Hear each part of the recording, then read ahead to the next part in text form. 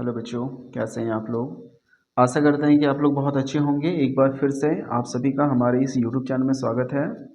जैसा कि आप लोग जानते हैं, हम लोग एक सीरीज़ स्टार्ट किए थे और ये जो सीरीज़ है क्लास 12th का सीरीज़ था। और इस 12th के सीरीज़ में हम लोग सब्जेक्टिव हो या ऑब्जेक्टिव हो, उन सभी सब्जेक्ट की तैयारी जो है लाइन बाय लाइन करते हुए जा रहे थे। अगर आप लोग हमारे चैनल पर कंटिन्यू बने होंगे तो आप लोग जानते हैं कि हम लोग पॉलिटिकल साइंस का ऑब्जेक्टिव सीरीज़ और सब्जेक्टिव सीरीज़ दोनों ही कंप्लीट कर लिया है। अगर आप लोग में से कोई नए हैं और हमारे चैनल पर पहली बार विजिट किए हैं तो आप हमारे चैनल के प्लेलिस्ट में जाकर देख लीजिए। क्लास 12th का 2025 का जो एक सीरीज़ मिलेगा जिसमें ऑब्जेक्टिव और सब्जेक्टिव दो तरह का सीरीज़ है। जिसमें ऑब्जेक्टिव में आपको केवल ऑब्जेक्टिव का सीरीज़ मिलेगा 2025 में, जो जो क्वेश्चन आने वाला है उनका। और सब्जेक्टिव में आपको सब्जेक्टिव का मिलेगा। तो अभी तक क्या है कि आपको पॉलिटिकल साइंस का ऑब्जेक्टिव और सब्जेक्टिव दोनों मिल जाएगा। और साथ ही साथ हिस्ट्री का, जो हम लोग हिस्ट्री देख रहे हैं, इस हिस्ट्री का आपको ऑब्जेक्टिव का सीरीज़ वहाँ पे मिल जाएगा। और इससे पहले का जो दो सेट है वो भी आपको वहीं पे मिल जाएगा। तो जो नए बच्चे हैं वहाँ जाकर देख लीजिएगा, और जो पहले से अगर हमारे चैनल पर बने होंगे तो आप लोग यहाँ से आगे कंटिन्यू कीजिए। जैसा आप लोग जानते हैं, हमारे चैनल जिसका नाम है SR Academy 2M, और इसमें आप लोगों की क्लास 12th का जितना भी सब्जेक्ट है उन सभी सब्जेक्ट की प्रॉपर तैयारी करवाई जा रही है, चाहे वो कोई भी सब्जेक्ट रहे। हिस्ट्री में हो, सिविक्स में हो, सोशलॉजी का, साइकोलॉजी का, जितना भी सब्जेक्ट आपका होता है उन सभी सब्जेक्ट का ऑब्जेक्टिव और सब्जेक्टिव जैसा 2025 में एग्ज़ाम होने वाला है ठीक उसी तरह से तैयारी करवाई जाएगी। तो चलिए ज़्यादा समय नहीं लेते हुए आज वीडियो स्टार्ट करते हैं। हमारे चैनल का नाम SR Academy 2M है। आप इस चैनल को सब्सक्राइब कर लीजिए, आगे आप लोग के लिए बहुत प्रॉफिट रहेगा। और जैसे ही एग्ज़ाम नज़दीक आएगा आप लोग को कुछ ट्रिक बताया जाएगा जो कि एग्ज़ाम के लिए बहुत ज़्यादा इंपॉर्टेंट रह जाएगा कि आप लोग को एग्ज़ाम में कैसे लिखना है। आज क्या कंप्लीट करने वाले वो बताते हैं। हम लोग हिस्ट्री का आज सेट 3 देखने वाले हैं, अति लघु उत्तरीय प्रश्न का। जैसा आप जानते हैं, आप लोग के एग्जाम में 2 मार्क्स का क्वेश्चन जिसे अति लघु उत्तरीय प्रश्न कहते हैं, 3 मार्क्स का क्वेश्चन जिसमें लघु उत्तरीय प्रश्न है, और एक 5 मार्क्स का क्वेश्चन है जो आपको दीर्घ उत्तरीय प्रश्न कहा जाता है। इस तरह से क्या है कि पॉलिटिकल में 2 मार्क्स, 3 मार्क्स और 5 मार्क्स का क्वेश्चन पहले ही करवा दिए हैं। और हिस्ट्री का हम लोग ये स्टार्ट किए थे पार्ट 2 मार्क्स का, यानी कि इसका जो है 3 सेट वीडियो अपलोड करने वाले थे, तो 2 सेट जो है पहले ही अपलोड किया हुआ है। अगर आप लोग में से नहीं देखे होंगे कोई तो आप जाकर चैनल में जाकर विजिट कीजिए, आपको हिस्ट्री का जो है इससे पहले सेट 1 और सेट 2 जो है मिल जाएगा। और नहीं तो जैसा आपको बताएं कि आप जाकर सीधा प्लेलिस्ट में देख लीजिए, वहाँ पे आपको सारा लाइन बाय लाइन मिल जाएगा। तो आज हम लोग हिस्ट्री का 2 मार्क्स का जो क्वेश्चन है यानी अति लघु उत्तरीय का सेट 3 देखने वाला है। तो चलिए स्टार्ट करते हैं। इसका पहला सवाल है, तुजुक बाबरी किस भाषा में लिखा गया था। ये क्वेश्चन लिखा हुआ है तुजुक बाबरी जो है वो किस भाषा में लिखा गया था। चलिए आंसर देखते हैं। आंसर है तुजुक बाबरी जो है भारत में मुगल संस्थापक जो बाबर थे, यानी मुगल साम्राज्य का जो संस्थापक बाबर थे उनका आत्मकथा है। और तुजुक बाबरी जो है मूल रूप से तुर्की भाषा में लिखा गया था। और इस भाषा में सॉरी और बाद में क्या हुआ कि इस भाषा को यानी तुर्की भाषा को बदलना नहीं गया था। ये जो तुजुक बाबरी है उसे लिखा गया था पहले तुर्की भाषा में, लेकिन उसमें बाद में जो उसका अनुवादन किया गया वो फारसी भाषा में भी किया गया, जिसे हम लोग जानते हैं बाबरनामा। इसका सबसे प्रमुख रचनाओं में से एक है। तो आप लोग जानते समझ में आ गया होगा तुजुक बाबरी किस भाषा में लिखा गया था, तुर्की भाषा में, बाद में से जो है फारसी भाषा में ट्रांसलेट किया गया। ठीक है ना। आगे बढ़ते हैं, क्वेश्चन नंबर 2 पर आते हैं। 1857 की क्रांति के समय भारत का जो गवर्नर जनरल था वो कौन था। आंसर देखते हैं। 1857 के विद्रोह के समय भारत का जो गवर्नर जनरल था वो चार्ल्स जॉन्स कैनिंग है ना। और इन्होंने क्या है कि 1856 से लेकर 1860 तक का अपने पद पर कार्यरत रहे थे। कभी कभी ये पूछ देता है कि कब से कब तक वो काम किया था। क्वेश्चन नंबर 3 पर आते हैं। लिखा है चोरी चोरा घटना जो है वो कब हुई थी। तो चलिए आंसर देखते हैं। तो चोरी चोरा का जो घटना है वो 4 फरवरी 1922 को शुरू हुआ था, और ये भारत के उत्तर प्रदेश राज्य के गोरखपुर जिले में स्थित एक स्थान है जिसका नाम है चोरी चोरा, उस जगह पे हुआ था। तो इसका आंसर जो है आपका यहीं तक कंप्लीट हो गया, क्योंकि 2 मार्क्स के लिए ज़्यादा बड़ा नहीं लिखना है। तो चोरी चोरा की घटना कब हुई थी और किस राज्य में हुई थी, तो ये डेट आपका है 4 फरवरी 1922 को हुआ था। कहाँ पे हुआ था, भारत के उत्तर प्रदेश राज्य में, जहाँ पे गोरखपुर जिला है, और उनके चोरी चोरा स्थान पर हुआ था। ठीक है ना। कुछ एक्स्ट्रा बातें लिखवाए हैं, जैसे कि यह घटना जो है असहयोग आंदोलन के दौरान हुई थी। जब प्रदर्शनकारियों और पुलिस के बीच में एक हिंसक झड़प हो गया था, यानी कि दोनों के बीच में आपसी लड़ाई हो गई थी। और इसके में क्या हुआ था कि कुछ पुलिसकर्मी, करीबन 22 पुलिसकर्मी जो है वो मारे गए थे। यानी कि असहयोग आंदोलन में भाग लेने वाले जितने भी प्रदर्शनकारी थे, उन्होंने क्या किया, चोरी चोरा के स्थान पर स्थित एक पुलिस स्टेशन को पूरी तरह से जला दिया था। इससे गांधी जी जो है बहुत ज़्यादा दुखी हुए थे कि कहीं अगर ऐसा ना हो जाए कि अंग्रेज उस तरह से अगर उत्तेजित हो जाएंगे तो क्या होगा कि अ, फिर से जलियांवाला बाग हत्याकांड जैसी घटनाएं ना हो जाए। इसलिए उन्होंने क्या किया था कि असहयोग आंदोलन को वापस ले लिया था। ठीक है ना। अगले क्वेश्चन पे आते हैं, मुस्लिम लीग की स्थापना कब और कहाँ की गई थी। तो चलिए आंसर देखते हैं। मुस्लिम लीग की जो स्थापना है 30 सितंबर 1906 में किया गया था और ढाका में किया गया था, है ना। तो ये आंसर इसका यहाँ पे खत्म हो गया। कुछ अतिरिक्त जानकारी के लिए आपको लिखवाए हैं कि ढाका जो है वो वर्तमान पाकिस्तान, सॉरी बांग्लादेश में स्थित है। और इसका जो उद्देश्य था वो था मुस्लिमों ने के राजनीतिक अधिकारों की रक्षा करना और उसका विस्तार करना। ठीक है ना। ये मुस्लिम लीग जो बनाया गया था, मुस्लिम लीग, इसका क्या काम था, मुस्लिमों की सुरक्षा करना। ठीक है ना। और इसका जो पहला अधिवेशन हुआ था, मुस्लिम लीग की जो पहला अधिवेशन हुआ था 1907 में हुआ था। और कहाँ पे हुआ था, कराची में हुआ था। और इसका जो पहला अध्यक्ष था वो कौन था, आगा खान। ठीक है। तो ये कुछ कुछ बातें आप लोग को एक्स्ट्रा याद रखना है कि मुस्लिम लीग की स्थापना तो 30 दिसंबर को 1906 में हुआ था, ढाका में, जो अभी बांग्लादेश में मौजूद है, वर्तमान बांग्लादेश में मौजूद है। और इसका उद्देश्य क्या था, मुस्लिमों की सुरक्षा करना। इसका पहला अधिवेशन 1907 में हुआ था कराची में। और इसका जो पहला अध्यक्ष था वो आगा खान। ठीक है ना। चलिए आगे बढ़ते हैं, क्वेश्चन नंबर 5 में आते हैं। लिखा है, अकबर ने फतेहपुर सिकरी पर बुलंद दरवाजा का निर्माण किस उपलक्ष्य पर कराया था। तो आंसर देखिएगा, अकबर ने फतेहपुर सिकरी पर बुलंद दरवाजा का निर्माण जो है गुजरात की विजय पर, यानी गुजरात पर जब उन्होंने विजय प्राप्त कर लिया था उस समय उन्होंने करवाया था। ठीक है ना। कुछ एक्स्ट्रा बातें इसमें लिखे हैं।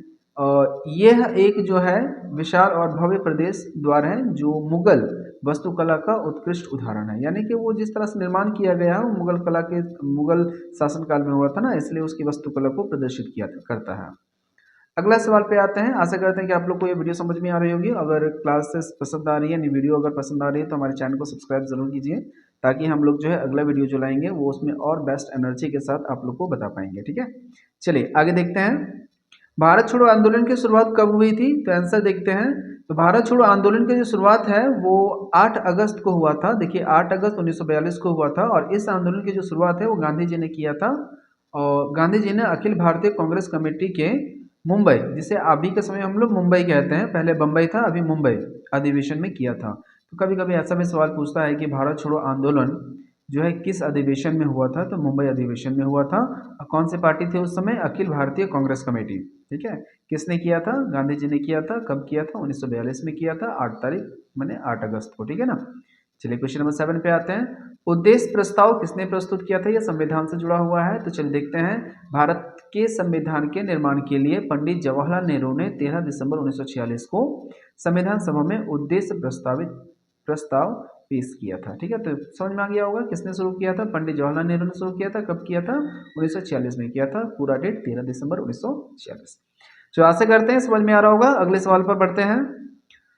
पूना पैक्ट क्या है। तो देखिए, सॉरी, पूना पैक्ट कब हुआ। तो पूना पैक्ट जो है वो आपका 1932 में हुआ था। यानी पूना पैक्ट 24 सितंबर 1932 को हुआ था। क्वेश्चन नंबर 9 पर आते हैं।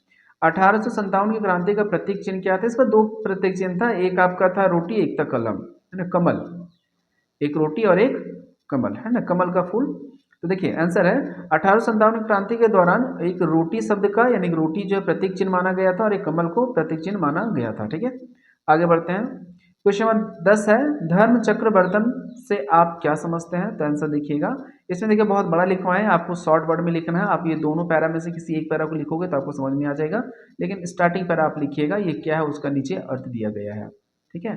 तो धर्म चक्र जो बर्तन जो है, यानी कि धर्म चक्र बर्तन को आमतौर पर धर्म चक्र के रूप में देखा जाता है।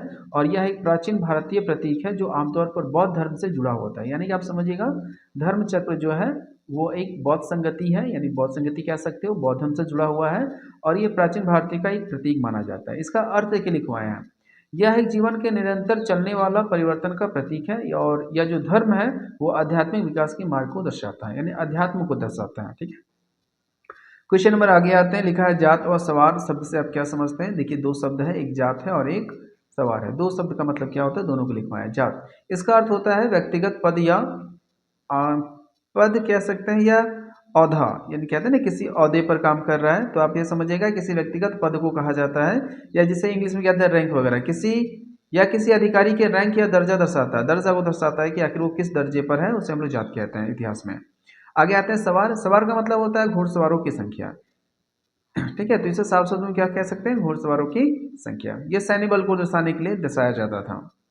आगे बढ़ते हैं, क्वेश्चन नंबर 12 में आते हैं। कम्युनल अवार्ड क्या है? इसे सांप्रदायिक पुरस्कार भी कहा जाता है। आंसर देखते हैं। कम्युनल अवार्ड या प्रशासनिक पुरस्कार दलित वर्गों और अल्पसंख्यकों को दिया जाने वाला चुनावी एक श्रृंखला होती थी। इसे 6 अगस्त 1932 को ब्रिटिश प्रधानमंत्री रामसे चले गया, हाँ, रामसे मैकडोनाल्ड ने शुरू किया था। देखिए किसने शुरू किया था, और इसका कुछ उद्देश्य भी था। ये जो है ना फूड डालने के लिए करवाया गया था। ठीक है, ये जो नियम चला था फूड डालने के लिए था। क्वेश्चन नंबर आते हैं आपका 13 में। डॉक्टर भीमराव अंबेडकर का जन्म कब हुआ था? देखिए सीधा शब्दों में जन्म पूछा गया था, आप केवल जन्म लिखिएगा। हम थोड़ा सा बड़ा करके लिखवा दिए हैं क्योंकि 1 नंबर के लिए आंसर मिलेगा नहीं। ठीक है, तो देखते हैं। बाबा साहब अंबेडकर का जो जन्म है, जन्म स्थान जो है भारत के मध्य प्रदेश के महू में स्थित है। और यह बाबा साहब अम्बेडकर का जन्म स्थान था, जिनका जन्म जो है 13 अप्रैल 1891 को महू में हुआ था। ठीक है, यानी महू जो है स्थान का नाम है, और कहाँ का स्थान है? मध्य प्रदेश का स्थान है। मध्य प्रदेश के महू में हुआ था। कब हुआ था? 1891 में हुआ था। ठीक है, और आज अगर देखोगे तो वहाँ पे बहुत बड़ा स्मारक बनाया गया है उन्हीं का। क्वेश्चन नंबर 14 में आते हैं। भारत छोड़ो आंदोलन किसने प्रारंभ किया था? आंसर देखते हैं।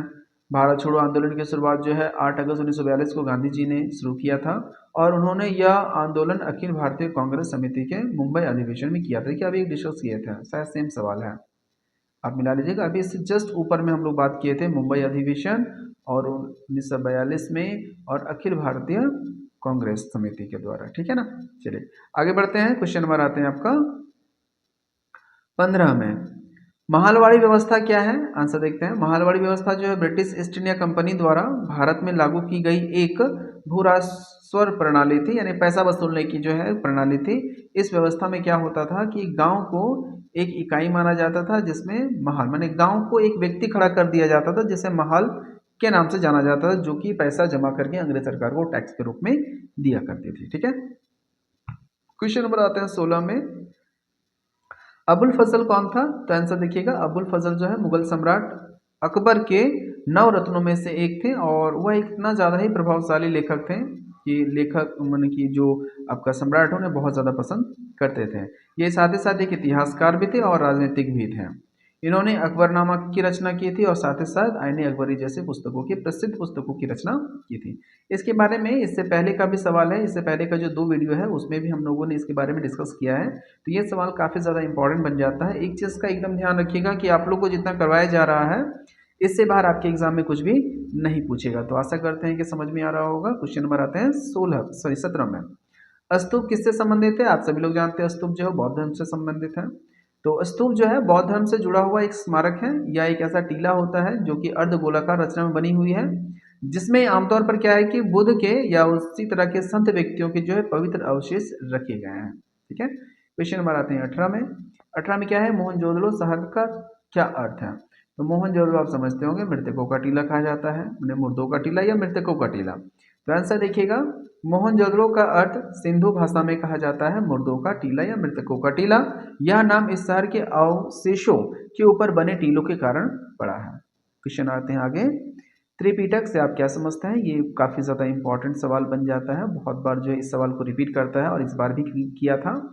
तो देखते हैं त्रिपिटक से आप क्या समझते हैं। त्रिपिटक जो है बौद्ध धर्म का सबसे महत्वपूर्ण ग्रंथ है, और इसका शाब्दिक अर्थ होता है 3 टोकरियाँ। ठीक है ना, इसे 3 भागों में बांटा गया है। अधिक जानकारी के लिए हम लिखें, आप लोग सीधा 3 भाग लिखिएगा। पहला भाग सूत्र पिटक, दूसरा हो जाएगा विनय पिटक, और अभिधर्म पिटक। तो ये तीनों के बारे में आपको क्यों लिखना है। अगर आप इसके बारे में अगर आगे और देखना चाहते हैं तो ये देखिए इसका डिटेल हम कर दिए हैं, आप लोग लिख लीजिए। लेकिन ये चूंकि 2 नंबर का है तो आप लोग को डायरेक्ट क्या करना है, यहाँ 3 लिखने के बाद इसे 1 नंबर, 2 नंबर और 3 नंबर ऐसे लिख दीजिएगा। ठीक है, लास्ट सवाल पे आते हैं, और आज का ये लास्ट सवाल होगा। ये 2 मार्क्स का क्वेश्चन हम लोग जो 3 वीडियो कवर अप किए हैं, पहला वीडियो में जो 22 क्वेश्चन है, दूसरा वीडियो में 20 क्वेश्चन है, और तीसरा वीडियो जो 20 क्वेश्चन है, 20 20 40 और इसमें 20 22, टोटल जो है 62 क्वेश्चन हो जाएगा। और इसी से आपके एग्जाम में आने वाले, इससे बाहर कुछ भी नहीं पूछा जाएगा। ठीक है, तो देखिए लास्ट क्वेश्चन देखते हैं, गोदीवाड़ा जो है हड़प्पा सभ्यता के किस स्थान से प्राप्त हुआ है? आंसर देखते हैं। सिंधु घाटी सभ्यता के गोदीवाड़ा यानी कि गोदगाह की खोज गुजरात के लोथल में हुई थी। ये हो गया आपका आज का लास्ट सवाल। तो आशा करते हैं कि आप लोग को जो ये पूरा वीडियो है समझ में आया होगा। अगर किसी भी सवाल में किसी को कोई प्रॉब्लम है तो आप लोग डिस्कस कीजिएगा, कमेंट कीजिएगा, कमेंट हम लोग पिक करेंगे और अगला जो वीडियो अपलोड होगा उसमें उस कमेंट का जो सवाल होगा उसे भी हम लोग पिक कर लेंगे। आप लोगों को कोई भी सवाल में कन्फ्यूजन होगा तो आप कमेंट करके वो सवाल हमें भेज दीजिएगा और वो सवाल जो है हम आपके अगले वीडियो में पहले बताएंगे, उसके बाद हम लोग नए सवाल की ओर कवर करेंगे। ठीक है, तो उम्मीद करते हैं कि आप लोग को वीडियो पसंद आया होगा। अगर वीडियो पसंद आई होगी तो आप लोग अपने दोस्तों को शेयर कर दीजिए और चैनल के साथ बने रहिए। अगला जो वीडियो अपलोड होगा कल, वो आपका 3 मार्क्स का क्वेश्चन अपलोड होना स्टार्ट हो जाएगा। आशा करते हैं कि आप लोग इसमें भी कड़ी मेहनत करोगे और एग्जाम में अच्छा नंबर कैरी करोगे। फिर मिलते हैं दूसरे वीडियो में, तब तक के लिए जय हिंद,